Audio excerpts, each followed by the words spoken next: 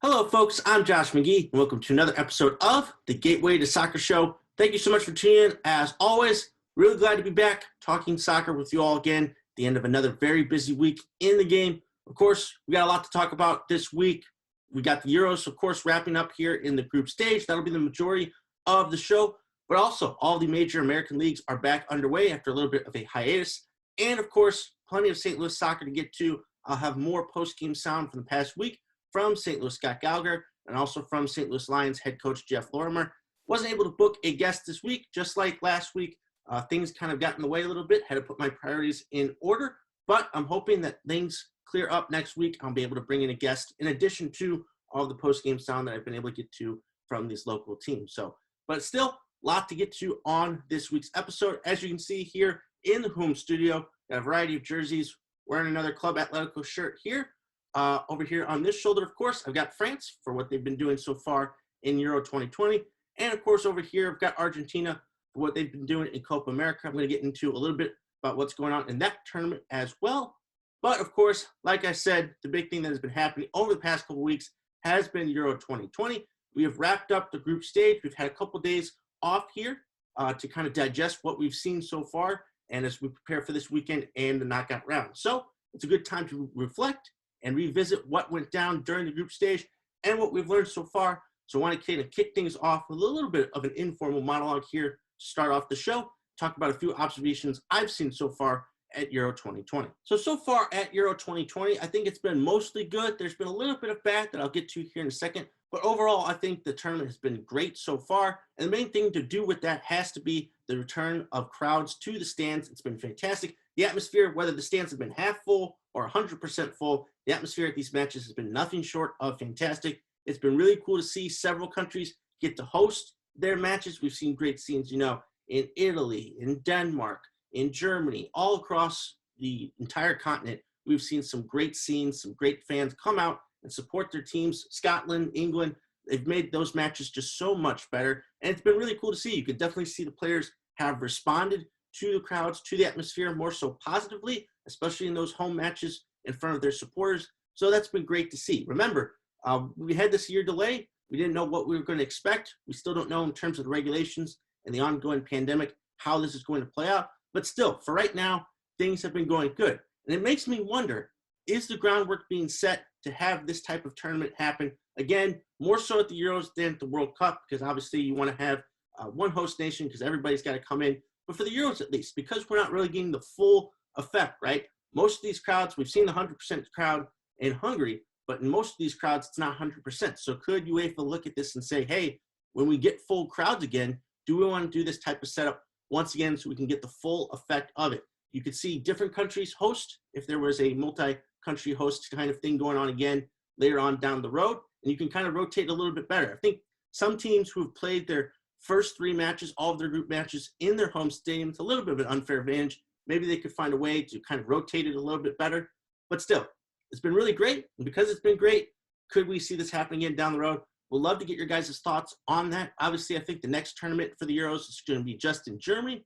But still, further on down the line, could we see something like this again? But still, it's been great. It's a great idea, especially for when crowds have returned, that we get to see the full effect across the entire continent for what crowds can do at soccer matches and how much they make it so great. So again, great to see crowds. Interested to see how this is tackled in the future and if another tournament such as this could happen. Unfortunately, for my next observation, this is where the bad comes in, right? I think we've been blessed and we can say that we haven't had too many incidents so far at Euro 2020, albeit, yeah, there's a couple of instances of fan behavior and such, some, minor skirmishes during these matches, but overall, it's gone through swimmingly so far. But unfortunately, UEFA had to get in their own way on this type of front and had to create an own issue for themselves. This, of course, has to deal with the basic, you could call it Rainbow Gate, I guess, with what UEFA and most so the German national team have been dealing with. UEFA initially opened an investigation into German goalkeeper Manuel Neuer for wearing a captain's armband that was rainbow colored. Thankfully, they pretty much dropped it almost immediately, but they were looking into it saying it was a political stance that Neuer was taking, potentially could have suspended him a match at the Euros, which now, if you think about it, with what happened to Germany, would have been catastrophic. Thankfully, they did not do that. But they got into this huge row with the German national team and the German Federation about lighting up Allianz Arena for the match versus Hungary in rainbow colors. Of course, as you know, it's Pride Month, and it was just kind of not so much a statement, but something that, you know, the stadium could do. But UEFA said that that would be a political stance, and because they were doing it for their Hungary match. If you don't know, Hungary, they've enacted certain laws, I think, over the past year or so, or maybe the past couple of years, that have severely constricted the rights of the LGBTQ community. So would have been an opportunity here to kind of go up against that. And that's what UEFA said, that would have been a political statement, and they couldn't do it. Germans said, fine, we won't light up the stadium, but we're going to hang out a bunch of rainbow flags. We ran the rainbow armband. They did all they could except light up the stadium in rainbow colors. And I think that this just goes to show that UEFA, and it's not just UEFA, it's a FIFA problem, it's a problem, you know, everywhere in all these other types of countries, that they're just bowing to a small minority here, and they're trying to make everybody happy when they shouldn't be, okay? When a regime is like this and has this stance on human rights and constricting human rights, you shouldn't want to support that.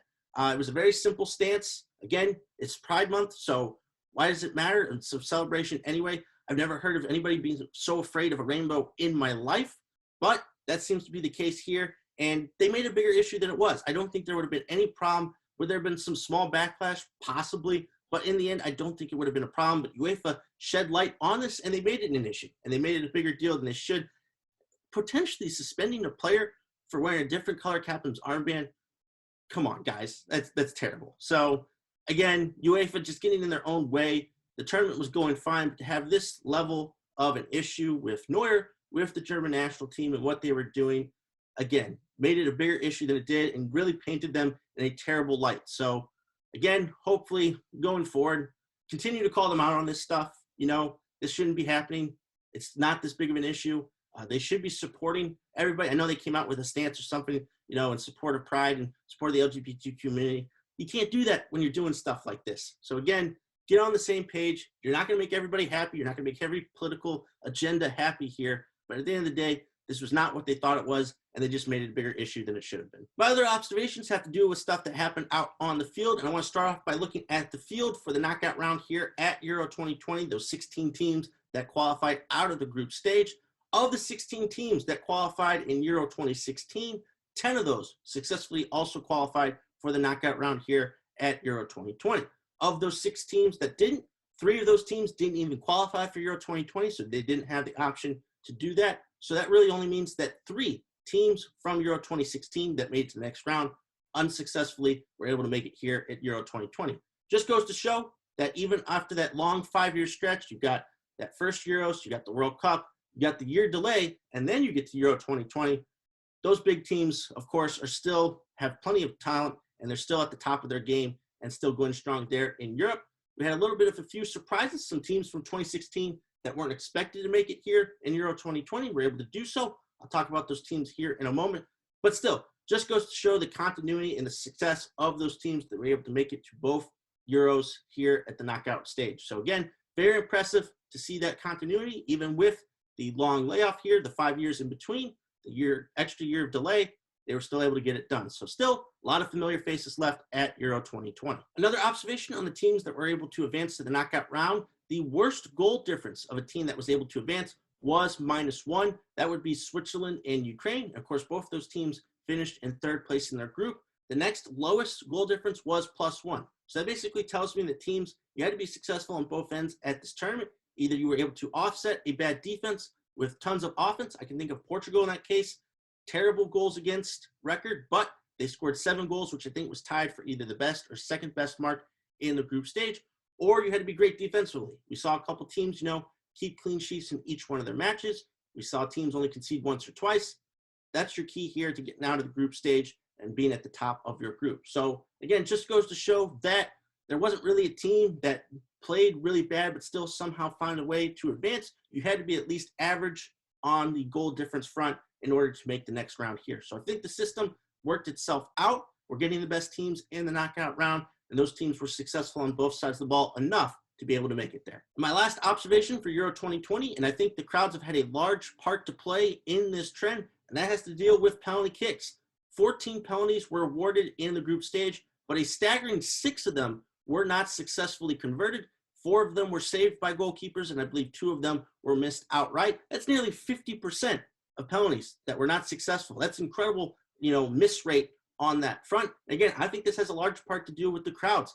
All those fans back, making that ton of noise. It's not something that players have had to deal with over the past year. We've played most of our matches, behind closed doors. They don't have to deal with that natural sound, the chaos, the distraction of all that's going around them. And of course, the added pressure of doing it for your country at the Euros plays a role there as well. So I think that's what has led to the missed penalties. Of course, we've seen a lot of, teams be successful. We've seen Portugal, nail all the penalties that they've had. A lot of teams have been, 100% record on that front. But still, you think about a team like Spain, who missed both of their penalties in the group stage. It's something to watch going forward as we get to the knockout rounds. The penalty shootout looms large if we go all the way through extra time and we get to that stage. You're going to have to come up with a way to convert those penalties at that point if you want to move on. So again, this is something that teams got to work on, that they've got to prepare for. They've got to make those adjustments with the crowds in the stands. And they got to find a way. Yes, of course, I can understand goalkeeping and stopping penalties has improved mightily over the past few years. You got to give them some credit in figuring things out, but still, it's on the attacker, it's on the penalty kick shooter to convert those attempts. It's basically trying to give you a free goal, and the fact that they've almost been 50% unsuccessful is quite amazing. So again, it's a trend that we have to watch out for here as we enter the knockout round, as the penalty shootout becomes even more important. So still, very interesting trend there, and we'll just have to see how teams make those adjustments as we move further along at this tournament. So those were just my general observations on what I've seen so far at Euro 2020. Now I want to get into the meat and potatoes of it all. How do we get to the knockout round here, as it's about to start this weekend? How do we get out of the group stage? How do those teams qualify? What all happens? So I'm going to quickly break down each of those groups for you all here, starting off with Group A. That would be the group where the Italians were able to sweep all of their matches, winning each one and keeping a clean sheet as well. They were the first team in Euro history to do so. Falling in behind them in second place would be Wales. They were able to advance there on virtue of goal difference.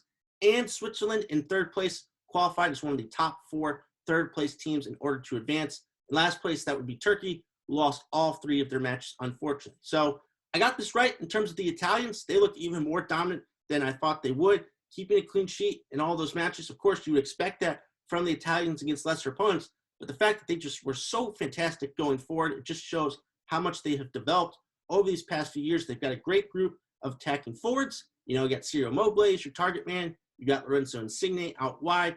They got goals from like Locatelli, some of the other players that just provide tremendous balance to what they're already doing on the defensive end. So they definitely got to be considered one of the favorites to win Euro 2020 at this point. Wales, got to give it to them. They just found a way there at the end to get things done. Gareth Bale, Aaron Ramsey, doing great things still for that team. But at the end, I think they've gotten great goalkeeping from Danny Ward, and they were successful in just finding a way to get through the next round. Switzerland, they got a decent amount of talent there. Some great goals from, Xherdan Shaqiri, some of the other attacking players that they've got there. They were able to get it done. Turkey missed on them. Really thought they were a dark horse candidate, but the defense didn't translate over to this group as the offense did. I thought Çalhanoğlu and Yilmaz were going to find a way to put in some goals for Turkey, but they just couldn't find a way to really get things going. And of course, the defense, they just weren't able to hold up in these matches long enough for the offense to figure it out. So disappointing there, but the Italians looking dominant in Group A, and definitely got to be considered the favorite out of this group. Wales, Switzerland, we'll just have to see in terms of their matchup if they can make any noise. Next up in Group B, Belgium were the top team in that group. They won all 3 of their matches, and they only conceded once. We saw Kevin De Bruyne come back from injury in the second match and start the third and have a tremendous impact on the Belgium attack. In second place, despite what happened to Christian Eriksen in that first match, Denmark found a way to qualify for the next round in second place on virtue of goal difference. They had the tremendous big win in their last match versus Russia, which was enough to see them through. Great scenes there in Copenhagen to rally around this team and help them find a way to get to the next round. Finland finished in third. They had picked up that opening win versus Denmark, but they weren't able to really get things going in the other 2 matches. And then Russia finishing in fourth because of that big loss to Denmark there at the end. So the big takeaway, of course, is Belgium also got to be considered one of the favorites. We talked a little bit about their defense, if they were going to be able to hold up. Obviously, this is against maybe lesser competition, but they only conceded once. And in that Denmark match, when they went down a little bit early, they found a way to come back. Again, the attacking talent that they have there. Romelu Lukaku's looked great, one of the top scorers so far at the tournament. De Bruyne back, fully healthy. We'll see if Eden Hazard can contribute going forward, if he's going to be a staple. He started that last match for Belgium, but the other 2, I believe, he started out on the bench. So we'll have to see if he can contribute. But still, going forward, Belgium got to be considered one of the top teams to win the whole thing. Denmark, they were a dark horse candidate before the Christian Eriksen incident. You're not going to know how far they can ride this emotional wave of what they've been going with.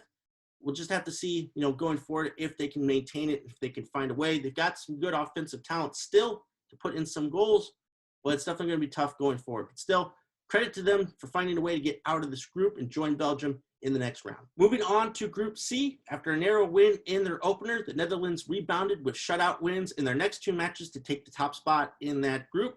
Austria's close win versus Ukraine on the final match day was enough to catapult them into second place, but Ukraine's overall offensive prowess in this group was enough to help them qualify in the very last spot for the next round as one of the top 4 third-place teams. This group was kind of interesting. Definitely thought the Netherlands were going to be, up top. But that opening match, that 3-2 win versus Ukraine, kind of opened people's eyes and showed just how much in terms of tactics and defense they had a long way to go. But adjustments were made. Very impressive shutout win versus Austria. And then, we're able to get things done in the last match versus North Macedonia. Memphis Depay, Denzel Dumfries, Georgie Wijnaldum, they've been great so far, and it's going to be a very tough offense to stop. Elsewhere, Austria, good bounce. They were able to get some goals, find some goals from different sources. David Alaba has been great for them in whatever position they decide to play them. They're going to be a tricky team for Italy to kind of knock off here in the next round. And then Ukraine, offensively, were fantastic. Yarmolenko and some of the other guys there were able to find ways to put enough goals into the back of the net, which really helped out their goal difference and make them a little bit of an interesting team going forward. We'll have to see if the offense can translate and if they can break down a side like Sweden in the next round. But still, this was a very fun group. A lot of goals in this group. North Macedonia, they gave it a great run in their first major tournament. They didn't get shut out here at the tournament until their last match. So that in itself is a pretty big victory for them. But still, a lot of fun teams coming out of this group, led by the Dutch. We'll have to see going forward if that offensive prowess can continue. All right, up next, despite only scoring twice in the group stage, England successfully kept a clean sheet in each one of their matches, which helped them get the top spot in Group D. Right behind them in second would be Croatia, who used their big win versus Scotland in their final match to get to that place. They'd struggled in their first couple matches in that group. And then coming in third, that would be the Czech Republic. Their early success in the group would help catapult them up here to this place and was good enough to be one of those 4 third-place teams to advance to the next round. Unfortunately for Scotland, their time in a major tournament has already come to an end. That streak of them not making it past the group stage at a major tournament continues. But still, it was really cool to see the atmosphere there. We've seen the development with this team. Hopefully, sometime soon in the near future, they can make the knockout round at a major tournament. But the surprise of this group has to be the Czech Republic. That opening match win versus Scotland was very impressive. And then, they were able to get a result versus Croatia. That was enough to help get them to the next round. But at the end of the day, Croatia, slow start, very slow, but they got things done in that final match. You saw Luka Modric, you saw Ivan Perisic, a lot of the talent here. I know they're getting up there in age, but there's still a lot of talent with that team, and they found a way to get it done. With England, you just never know, right? Glass half full, defense has been very impressive, keeping a clean sheet in every match.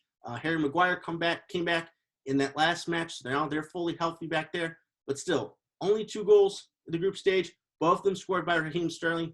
We've seen Harry Kane struggle a little bit here in terms of the other guys up top, matching with Sterling and King. They've been mixing and matching. I still don't get it. I don't know why Jadon Sancho has only had 1 substitute appearance so far. I know he's dealing right now with a potential big money transfer to Manchester United for next season, but that cannot be the only thing. He looked healthy to me, so I'm not sure what the deal is with Gareth Southgate not playing one of his better offensive players so far at this tournament. So we'll have to see going forward how things mix up. They've got a very interesting and testing matchup in the next round, but they will be at home as they have been for all of these matches. So we'll see if they can utilize that to their advantage and advance further on in this tournament. Group E is next, and I think this was kind of the surprise group of the bunch in terms of just how it all played out. Sweden were the ones to take the top spot in the group. After an opening draw versus Spain, they won their 2 other matches. Spain would finish in second. They didn't lose a match, but they drew their first couple of matches, and it took a big 5-0 win on the final match day versus Slovakia for them to advance. Slovakia finished in third, but not enough points to advance. And then in fourth place was Poland, despite the fact that Robert Lewandowski really got going, especially in that final match. He scored a couple of goals, finished with 3 for the tournament. But Poland, the defense was pretty bad, missed that pick big time. I thought they would challenge for the top spot in that group. Defense was poor. Nobody else helping Lewandowski. Same old story, really, for Poland, unfortunately. But But how about Sweden? The way that they've just bounced, you know, they know they're not going to have a lot of the possession in these matches, but they've found a way to counterattack teams. They've got Alexander Isak up top, 21-year-old striker, who's got to be making a big money move this summer. He's been very impressive. Speed, power, mixing in both has really helped out the offense. Emil Forsberg for RB Leipzig scored a couple goals in this past match. Going to be an interesting side. They've got a matchup with Ukraine that's very winnable. So if they're able to do that and continue to build their momentum, they could be an interesting, you know, surprise team here later on down the road. With Spain, still a lot of questions. I know they scored 5 versus Slovakia, but those first 2 matches, we have seen the struggles up top for them. Alvaro Morata, I mean, he's missing penalties, he's missing wide open nets, and they don't really have anybody else to replace him in terms of that role. You've seen Gerard Mourinho miss a penalty here, who's supposed to be one of their better offensive players. Still a lot of questions, right? Defense has looked pretty good, so that could be a positive. They're getting Sergio Busquets back, who's been out with COVID-19, of course. So we'll have to see. Spain, with their pedigree, you have to depend upon them here, possibly to keep making a further run. There's still a lot of questions about that team here from Group E. And last but certainly not least, Group F, the group of death. In the end, in terms of the results, maybe played out a lot like people would have thought, but that is definitely not how we got there. It starts off with the reigning World Cup champions in France. They took the top spot in this group, but they only won 1 match. That was their opener versus Germany, 1-0. They surprisingly drew 1-1 versus Hungary, and then they drew a rematch of the 2016 final versus Portugal, 2-2. Germany, they took second place because of that big win. That 4-2 win over Portugal was enough to catapult them there at that spot. Almost blew it. They drew 2-2 with Hungary in that final match. They had to pick up a point there. They were able to do so. But yeah, the same problems with Germany that we saw at the World Cup still remain with this team in terms of the defense, in terms of the proficiency in front of net in some places. Yeah, they barely scraped through here. Very lucky to get second place. Portugal, they had that great first match, but then the defense was heavily exposed versus Germany. We saw it again versus France. João Cancelo testing positive for COVID-19 and having to be left off of the team has played a huge role in that respect. He was really going to help them on either side of that defense. Ruben Diaz hasn't looked as good as he did with Manchester City. So a lot of questions remain there, but they've got the top scorer at the tournament so far, Cristiano Ronaldo. He's got 5 goals. Yes, most of them have been penalties, but when you've seen how much teams have struggled with penalty kicks so far at this tournament, to have someone who has gone, I believe, 3 for 3, that is quite a big deal. So he was able to help lead them to this next round, despite the fact that, you know, guys like Bruno Fernandes, Bernardo Silva, they just have not been on fine forms. They were able to get it done there. At the end, picked up that draw versus France. That was enough to get them into the next round. All 3 of these teams are dangerous, right? In terms of their matchups, France got one versus Switzerland that you would expect them to win. England versus Germany, tale as old as time. Big rivalry at Wembley. All the pressure, I feel like, is going to be on England in that match, even though with Germany, again, there's always expectations, no matter what, that they're supposed to go far in tournaments. So we're going to have to see. It'll be a highly pressurized affair. But in terms of what Germany are right now versus what England have been doing, I think more of the pressure there is on England. So we'll have to see how Germany respond to that. And then Portugal. Really tough matchup versus Belgium, but you've got Cristiano Ronaldo. If you got Ronaldo, you've got a chance. Portugal, they found a way in 2016, despite the fact that they were really bad in the group stage, to advance all the way to the final and win it. They went through a lot of penalty kick shootouts during that run. So it could be a way to get Belgium, find a way to get the extra time, get past that. In a penalty kick shootout, it's anything goes. So again, they called it the group of death for a reason, but at the end of the day, 3 teams make it out. Hungary, they did a lot better than people thought, getting a couple draws versus some of the world's best there in Germany and Portugal. But at the end of the day, they go home, and these other 3 teams advance to the next round. So there you have it. That's how the group stage at Euro 2020 played out. Now, of course, we head into this weekend and the start of the knockout round. If you're looking for a preview of every one of those matches, I dropped a new one at the Beautiful Game Network. You should go online. I believe it's bgn.fm if you want to check out that article. But I'll give you a couple of predictions here going forward in terms of who I think makes the semifinals, those final 4 teams. I got to go with Italy. They've looked spectacular on both ends. I think they'll be going up against France because they've just got too much talent. I think they'll get their act together and they'll find a way here. They got a nice matchup here to start with Switzerland, that I think will be allowed them to kind of dip their feet in the water and get things going there on that front. So Italy and France on the top part of the bracket. Bottom part of the bracket, I think if England find a way to get past Germany, they should be able to make it to the semifinals. They just got so much talent. They've been building up to this here over the past couple of tournaments. I think they make it here. I believe they'll be taking on the Dutch, who I think in terms of the offense will be enough to get them through to that stage there at the semifinals. The defense has at least looked better over the past couple matches. So you got England, Netherlands there. In terms of the final, again, as much as I like Italy, you can definitely see them beating France. I just got to go with France. That pedigree, the talent, Pogba, Conte, Mbappe, Griezmann. Now you've got Benzema banging in the goals. It's just going to be too much. I think in the end, it's a monster that Italy has not yet faced. They'll obviously have a nice warm, I think, versus Belgium. I think they'll be able to be successful in. But I think this will be just too much at this point. France go to the final. I think they will face England. I think they're going to find a way to get it done. Of course, the allure of having the semifinal and the final at Wembley, it's got to do something for them. I think they get to that final. But at the end of the day, in front of their home fans, I got to go with France in terms of winning it all here still. Again, like I said, just has too much talent. They get the most talent here.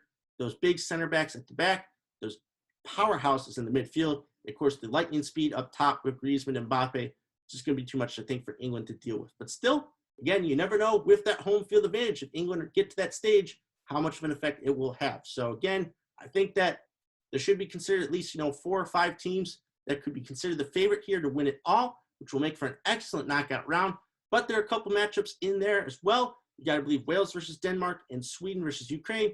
We're going to have at least one team make it to the quarterfinals, or 2 teams, excuse me, that can be considered a little bit of an upset.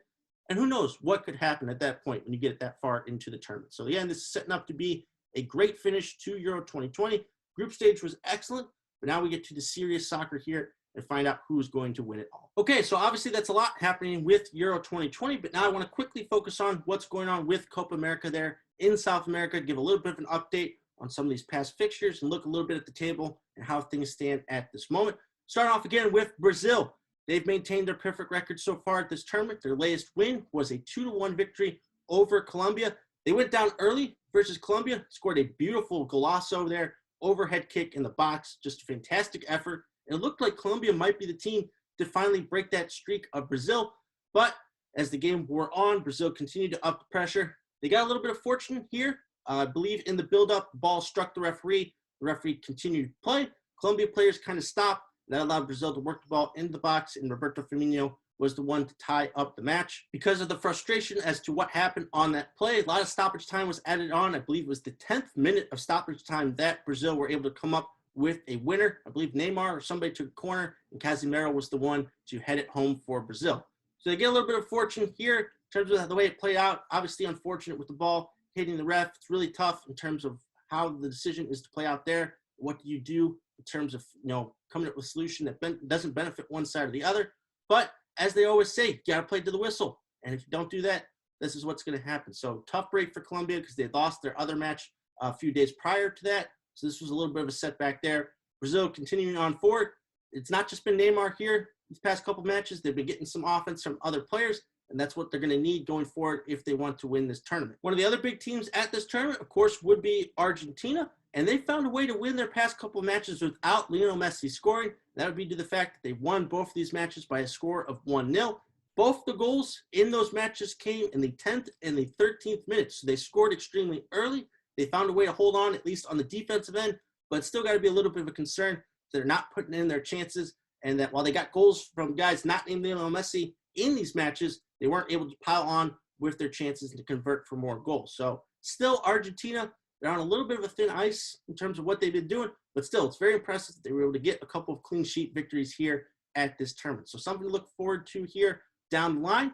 If they can continue to get offense from guys not named Lionel Messi, eventually Messi will chip in with more goals, and that could be a dangerous combination here for Argentina at Copa America. So while I take a look at the table, I'm going to put up some results down below that didn't make it in this taping, but I think you can kind of get a general idea of how this tournament is going to play out. Remember, 4 of the 5 teams in each one of the groups, Group A and B, advance to the next round. So you have to be pretty bad in order not to advance. I think in Group A, it seems pretty clear. Bolivia have had a lot of trouble going up against teams. They've conceded a lot of goals. They haven't been scoring much. I definitely think they're going to be the team left out of that group. And that, of course, is the group with the likes of, Argentina, Chile, Uruguay, etc. in that group. In terms of Group B, though, a lot is left to be decided. I definitely think Brazil are going to top that group. That pretty much is clear. But in terms of the other teams, I think it's got Colombia, got Ecuador, Venezuela. A lot of these teams, they've been nicking points off of each other due to draws. That's what has led to a very close, 2 through 5 in that group. So it's still kind of too early to tell as to who is going to be the team left out from that group. The final couple of fixtures are coming up on Sunday and Monday. And of course, will give us the final picture as to who is advancing to the next round here in Copa America. But still, this has been cool. You've obviously got your Euro soccer in the morning and the afternoon. And when you got the time at night, you've got Copa America there waiting for you. I think Fox has done a good job of covering it. Hopefully, continuing going forward. There have been a lot of great goals. Continue to highlight that. But at the end of the day, we're going to see a lot more higher competition here once we get through the group stage and into the knockout round. So again, make sure you check out Copa America when you get the chance. A lot of great soccer going on. And yeah, still some of the top teams in the world competing there at that turn. Okay, now it's time to get into some soccer in America. And like I said, all of the major leagues in the U.S. are back underway. We're going to start off with MLS and the very busy past week that they've had. Before I get into the action, which is where I want to focus mostly since there were so many games going on, briefly just want to say a few things. Remember a couple weeks ago, talked about that report that the MLS were going to launch a lower league here coming up in 2022. That has been confirmed. More details to come, obviously, but it'll be interesting to see how that league is all set up. Do know that St. Louis City SC are planning on having a team in that division, so that'll be something else to follow on that front. But yeah, interesting to see going forward how that looks. And also, New York Red Bulls, Caden Clark is going to go to RB Leipzig here at the end of the season in MLS. He's been brilliant for them in his early career there, just a teenager still. We're going to go over to Germany, play for one of the top clubs, also play for an American manager there in Jesse Marsch. So that's very exciting for Caden and for the U.S. men's national team, hopefully in the future. But like I said, so much action has gone down over the past week in MLS, so I want to start off with last weekend's results. Starting off with one of the matches that I highlighted, New England Revolution versus NYC FC. New England were able to score late on to win that match 3-2. The goal scorer there in the 80th minute, none other than Tommy McNamara, who was a former NYCFC player. A little bit of payback there, but New England continue to maintain their top spot in the Eastern Conference. Orlando City SC beat Toronto FC by a similar scoreline there, 3-2. I'll talk a little bit more about Orlando coming up here in just a second. Elsewhere, Cascadia rivals Seattle Sounders FC and Portland Timbers were able to hold on for 3 points against some pretty good opponents there versus the LA Galaxy and Sporting Kansas City. Some really good matches there in the Western Conference, but the Cascadia duo there in Seattle and Portland were able to hold on for the 3 points. And lastly, this past Sunday, Atlanta United FC and the Philadelphia Union played to a very fun and spectacular 2-2 draw, highlighted by a late stoppage time equalizer from Jacob Glesnes. What is that guy eating over there at Philadelphia? He scores yet another 35-yard screamer that careened so hard down off the crossbar, bounced multiple times before eventually went over the line. Crazy goal. If you haven't seen it, go look it up on YouTube or on Twitter. You just got to see it. One of the best plays, not just in soccer, but all of sports.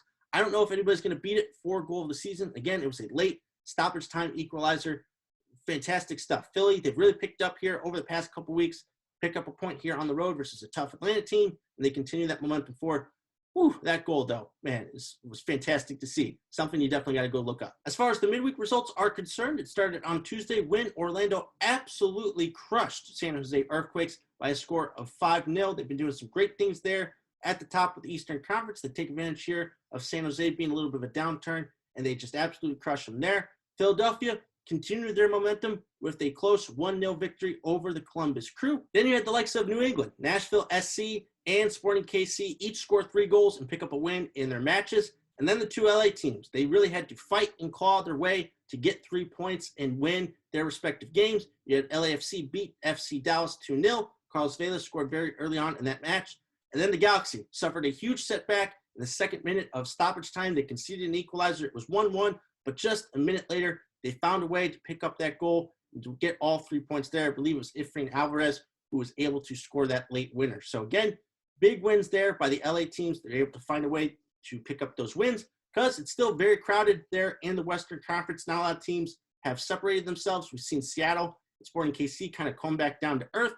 So a lot to be played for still in that conference. And over in the East, a lot of big results. Nashville able to hold on for a win, make a comeback win. You saw New England there.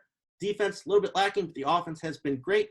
Orlando on fine form, Philadelphia on fine form. A lot going on here as MLS made its return over this past week. That, of course, leads us into this week's action in MLS, and it starts tonight when 2 rivals face off, and that would be Inter Miami CF hosting Orlando City SC.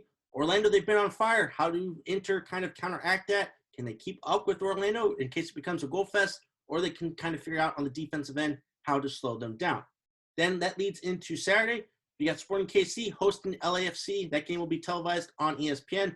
Should be a fun one there with at least a couple of goals from either side. Another interesting matchup out west on Saturday would be Portland Timbers hosting Minnesota United FC. Minnesota have had a couple of better results here over the past couple of weeks, and they're usually a fun offensive team going up against another good offensive team in Portland. Should be a fun little matchup there.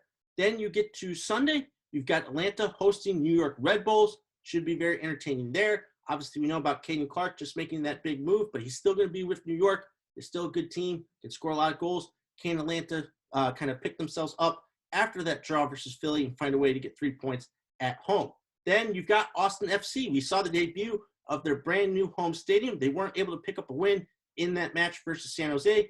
Can they get things done against a much tougher opponent? That would be the reigning MLS champions in the Columbus Crew. So again, another interesting weekend here in MLS. I believe there are a couple of other derbies going on. You got a Cascadia rival derby, I believe, with Seattle and Vancouver. Then you got the Galaxy versus the Earthquakes as well. So a couple rivalries going on, some other big matches. But yeah, good to have MLS back, and we'll see going forward how these teams can continue to build off of either their momentum or find a way to bounce back here this weekend. Okay, let's talk some women's soccer now. Of course, we got to start off with the biggest news from this past week, and that would be U.S. Women's National Team head coach Vlatko Andonovski announcing the 18 women's squad who will represent the U.S. at the 2020 Tokyo Olympics. At 39 years old, Carly Lloyd is set to become the oldest U.S. women's soccer player Olympian in history as she makes her fourth Olympic team.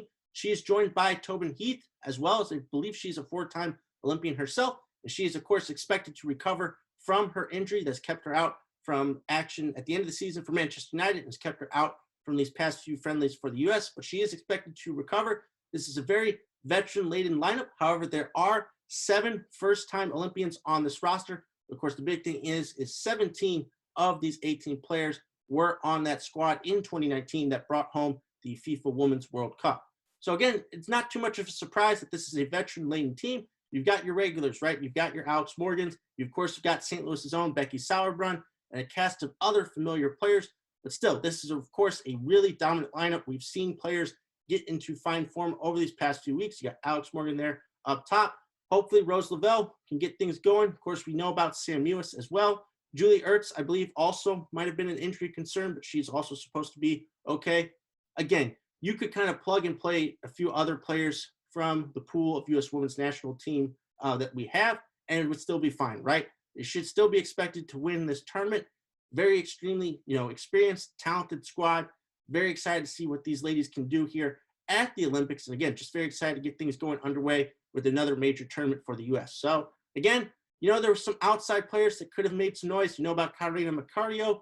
Lynn Williams, I believe, is also an alternate, but still not too many surprises here with this squad who will represent the U.S. at the Olympics. Next up, let's talk about this past week in the NWSL, who made the return after the women's international break. It started this past Friday when the North Carolina Courage were able to defeat OL Reign by a score of 2-1 on goals from Jessica McDonald and Sam Mewis. The other notable results were that Racing Louisville FC and Portland Thorns FC were each able to pick up a win this past weekend. Then you move into the midweek fixtures. It started with OL Reign defeating the Chicago Red Stars by a score of 2-0. By the way, all of those Lyon stars, Sarah Buhati, Jennifer Morozin, you got Eugenie Le Sommer, have all joined up with OL Reign. They've each made an appearance here over the past couple weeks. So again, looking forward to seeing how they kind of implement themselves into that team. Started off with that win in midweek versus Chicago. Another big win by the Orlando Pride, who've maintained their first place spot. They beat Kansas City by a score of 3-1. Brilliant goal from Sydney Leroux and an absolutely stunning long-range effort close to midfield from Marta. Fantastic goal. That was a part of this match. Also, if you haven't seen, go look up online the video of Marta watching the announcement of the Brazilian Olympic team and seeing that she's made it once again. Fantastic player, of course, in Orlando. They are on quite the roll right now at the top there of the NWSL. Another team on the roll is the North Carolina Courage. They picked up another win in midweek, this time beating Racing Louisville FC by a score of 2-0. Lynn Williams got both goals in that match. So going into this weekend, we've seen again, Orlando, they're still doing great things. Portland kind of weathered that storm from that mini losing streak that they had. They're in second place in the conference. North Carolina Courage, their offense is just spectacular with all the talent that they've got up there, scoring a lot of goals, and that's what led to their run here up to the top of the table, I believe, in third place. As far as this weekend is concerned, once you've gotten through, your Euro 2020 matches, some of your other matches, you can sit down and enjoy a full slate of Saturday matches. Every team in the NWSL is in action tomorrow, with the highlight being a second versus third place matchup, and that would be the Portland Thorns FC versus the North Carolina Courage. A lot of goals going to happen in that match. Great talent on both sides. Again, a pivotal point at this part of the season with those two top teams battling out. Can't afford to drop points here, as Orlando looks to continue their fine form. There's always a team right behind you, getting things together, trying to figure things out and move up in the table. So we're going to enjoy that clash, especially. But again, great slate of matches here as the NWSL is fully returned from their international break. Okay, now let's get to the USL Championship and another busy week in that league. Like we've done on previous episodes, we're going to start off with this past weekend's results. Then we'll look at and see what happened here in midweek, and we'll finish up by looking ahead to this weekend. So starting with this past weekend, got to start off with Pittsburgh Riverhounds SC defeating the Tampa Bay Rowdies in Tampa by a score of 2-1, with the eventual game winner being scored by former St. Louis FC player Russell Cicerone. Russell's having a tremendous season there at Pittsburgh. Not going to say that he has single-handedly, brought them back out from the funk that they started out in the season, but he's been a big part of their success as of late. One of their main goal scorers, if not their main goal scorer. And yeah, huge win by Pittsburgh in Tampa to take them out and pick up the 3 points there. Then in that ever crazy Central Division, you had Louisville City FC scoring 3 times in the opening 10 minutes. A very impressive feat, but they actually had to hold on for the 3 points in a 3-2 win versus FC Tulsa. Was definitely a tale of two halves. You had Louisville getting off to that great start.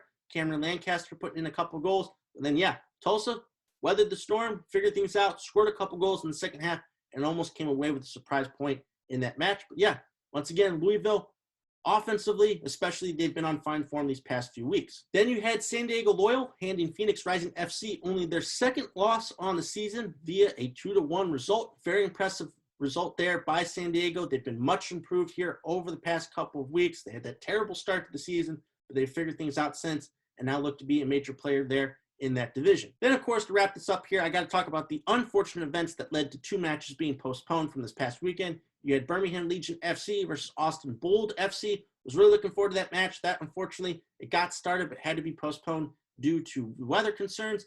Then you had Oakland Roots SC versus Sacramento Republic FC. That game was going to be Oakland's home opener for this season. Everyone was there. It was going to be an exciting night.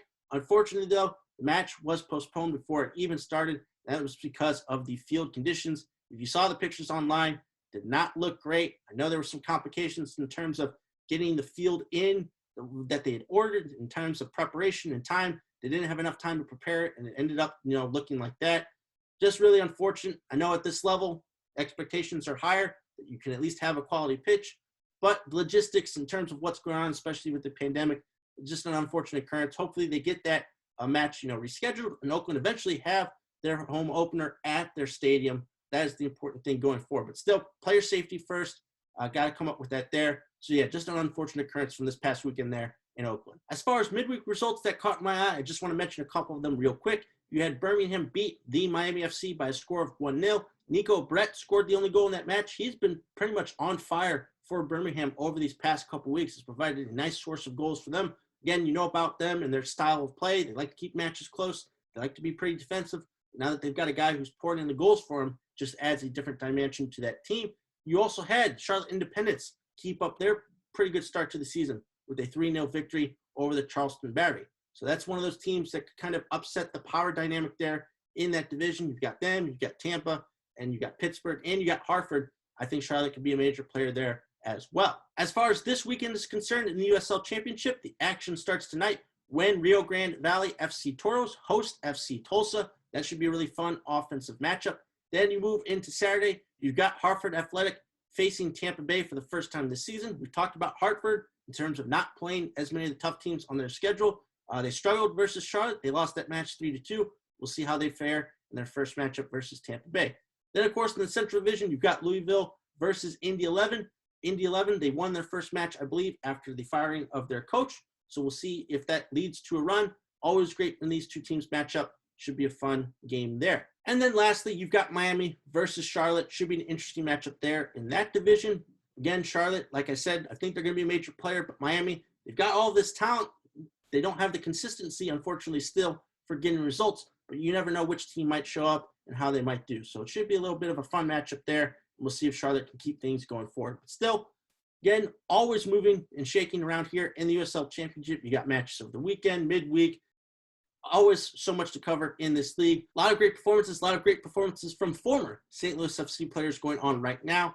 Really great to see. And yeah, hope the action continues here as we pick things up over the weekend. Okay, now it's time to get into some St. Louis soccer news. We got to start off with a great moment in the life and career of a young man who played for the St. Louis FC Academy. And that, of course, would be Jack Maher. Jack was recalled by Nashville SC this week after a pretty successful loan spell with San Diego. He's really helped them kind of rebound from that tough start to the season. Gets recalled, had to be rushed to Nashville. He gets to make his first start of the season in midweek versus Toronto FC, and he scores his very first goal of his MLS career. Fantastic moment. Was off of a corner kick, kind of lost his marker in the box, and then was able to get a foot onto it, was able to send it into the bottom right corner. Tremendous effort and a tremendous moment for Jack to get his first MLS goal. And for it to come in a win, Nashville were able to come back. It was their first comeback win of the season, and they got all 3 points there versus Toronto. So a great moment for Jack that he finally gets a chance to start and make an impact through Nashville. I know that there haven't been many opportunities. He had to go through another loan spell. It was all worth it. He comes back and makes an immediate impact. So yeah, hoping for more starts for Maher. And again, congrats on your first goal, and hopefully there'll be more coming here this season in MLS. Next up, real quickly, because I don't have all the information on me at the moment, but did want to say congrats to St. Louis FC Academy, who I believe have 4 different age groups who will be represented at the MLS Next playoffs, which are kicking off here this weekend in Dallas, Texas. I believe the under-19s, their first match is either this Saturday night. They're going to be taking on a local team there in Dallas in their first round matchup. But still, congrats to them on qualifying for the playoffs. Again, Luis Swisher, who we've talked with, obviously, on Atletico TV, who's also been involved with St. Louis Scott Gallagher and their USL2 team. Again, tremendous effort by him and by all the other coaches there for the other age groups to get to this point and be a part of what is believed the inaugural MLS Next playoffs. So again, we'll have to keep up and see how those teams do. Hopefully have a little bit of a report on next week's episode about how they've done. Speaking of St. Louis Scott Gallagher, I was at their final home match this season in USL League 2 and definitely braved the weather. There was quite the lightning show going on at the soccer park, and there had been a lot of rain earlier that day, but still the match did go on, not at its usual location. It was actually played on the adjacent field from the main part of the soccer park, but it didn't matter. St. Louis Scott Gallagher came away with a huge 4-1 victory over Green Bay Voyagers. They had previously tied with Green Bay 0-0 in the match that they had to play in Green Bay. This time they come around, absolutely dominated. They controlled possession. They had the majority of the chances. Got 2 goals from Jack Lynn. You also had John Klein and Christian Kraus score on the night. Again, it was a very thorough defeat by St. Louis Scott Gallagher. Very impressive. It extended their run at the time to 6 matches unbeaten. Yeah, just a tremendous moment for that team. An all-around type of great victory. After the match, I talked to head coach Steve Trishu, and I also had the chance to talk to Jack Lynn and John Klein about the night and about how they were able to come up with such a dominating victory. And here's what they all had to say. When we went into Green Bay, we created some chances. We just didn't finish them. But tonight, obviously, Jack Lynn's a finisher. Johnny Klein's a finisher. And so, give those guys chances in front of the box. They're going to score goals. So, it was good. It was good. I was kind of leery of how we're going to come out since we, moved the time a little bit and then also had to move fields. But they had a great attitude, and I can't fault these guys for anything right now. They weren't really causing us many problems when they opened us up a little bit. When we didn't make the game predictable, I think they created some things. But all in all, good all-around 90-minute game for us. Me and Billy had talked before the game about just kind of having good opposite movements, and on that first goal, he dragged the first central defender with him, played it over the top, and let me 1v1, and I just had to do the rest. So that was good. Second one, great build-up again. Johnny stayed wide, Billy put him in behind, and he was able to have a great 1v1 play and just slide it to me for a tap-in. The plan was to use the width and just move the ball, as fast as we could to side. And like you saw in the first goal, that's kind of how we created a good amount of chances. It was just a good build-up play. We got it wide. Hummel was having a lot of success on the wing. He was using his pace, and he fired it across. It was a little bit behind me, but I was just trying to get it turned around, and I cut the guy and just was really trying to place it. There's a lot of buys in front of the net, but you put it on goal, you give it a chance. So I bet you it's not your first rain delay, but conditions tonight, moving to a different field. Talk Talk to me a little bit about before the match, working with coaches, things like that, what you guys were doing to kind of stay, mentally focused. Obviously, showdown on the field tonight. Yeah, we went down to the PTC. It's just a little turf area inside. So while it was raining, we're playing soccer, tennis, and stuff like that. So just trying to stay loose and have a little fun. It was tough for both teams, but I think whoever was going to manage it well was going to come out stronger, and I think we did. So, we were more focused, and we didn't really let it phase us. So SLSG had all of that positive momentum going into last night's match versus Chicago FC United. They closed the gap on Chicago in the table, trying to get that last playoff spot. But unfortunately, last night, they weren't able to come up with the 3 points. They lost to Chicago by a score of 3-1. I believe John Klein scored a little bit late on in that match. I think it was the 76th minute. Nolan Cosgrove got his first start of the season in goal in place of Patrick Schulte. A lot of regulars were out there for SLSG, but it's just tough. I believe Chicago are the top scoring team in the group, even though Des Moines still hold that top spot. So it was always going to be a tough task, and unfortunately, they weren't able to come up with those 3 points. I believe the gap is now 9 points with 3 matches left to play. So pretty much SLSG are going to miss out on a playoff spot. Next week, they've got 2 matches on the road, both against Kaw Valley, team that they've previously beaten. So we'll have to see in terms of how they finish out the season. Of course, all their remaining matches are on the road, but I think this has been a pretty successful, inaugural season for SLSG in USL 2. It's been a great opportunity to see all these local college players get to play with each other once again, to see all that talent on display. And again, as coaches talked about, it's all about development. It's all about getting them ready for their next season. So still, hopefully they'll be able to finish the season out strong. And yeah, looking forward to see what they do next week with a couple matches versus Kaw Valley. Up next, let's talk about our 2 local area WPSL teams. Let's start off with Fire and Ice, who only had 1 match this past weekend, but it was an excellent performance. They absolutely crushed Columbus Eagles FC by a score of 6-0. They got goals from 4 different players in this match, including 2 from Olivia Smith and Sarah Foley. So Fire and Ice, they've been able to put together a couple of wins, and they will now test that win streak on the road here this weekend. They've got 2 matches versus the Dayton Dutch Lions and a rematch with Columbus.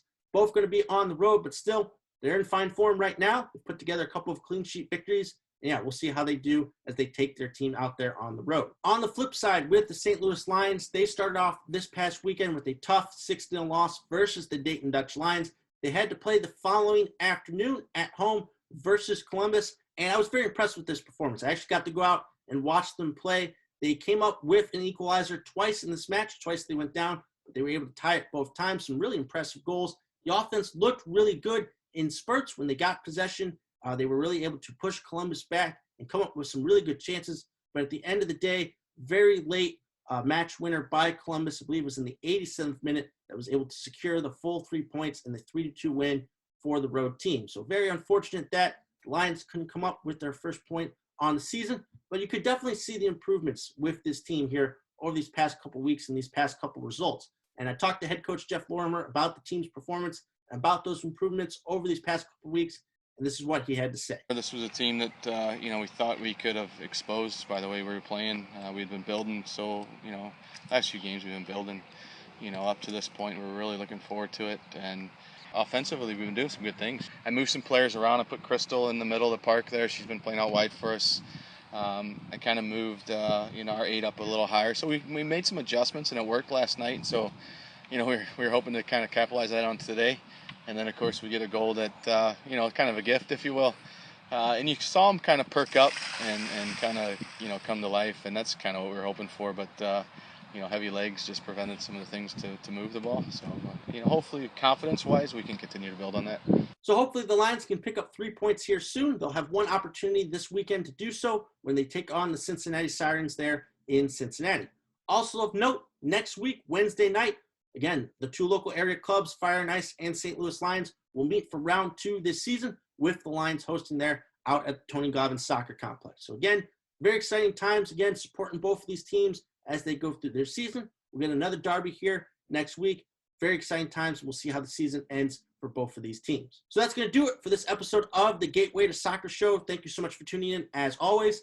Again, don't forget to like, comment, and subscribe to my YouTube channel. I hope you all enjoyed the post-game sound from St. Louis Scott Gallagher from the Lions matches. I'll continue to do that here as those seasons play out. Again, things just got in the way. A lot of soccer to cover right now, and some things may be developing for me on the job front. We'll have to see here next week or so what goes on there. But hopefully next week, I can get back to having another great guest on the show. Of course, plenty of soccer to cover. You can go check out my Euro 2020 coverage on the Beautiful Game Network and the articles I've been writing. Also, past couple weeks, we've had brand new episodes of Atletico TV. Make sure you go to our Facebook page and check out what we are doing over there. So again, so much going on right now, whether it's local, national, or international, whatever you fancy as right now in soccer. There's plenty of it. Go out, enjoy it. Have a great weekend, and I'll be back here next week with another brand new episode. Take care.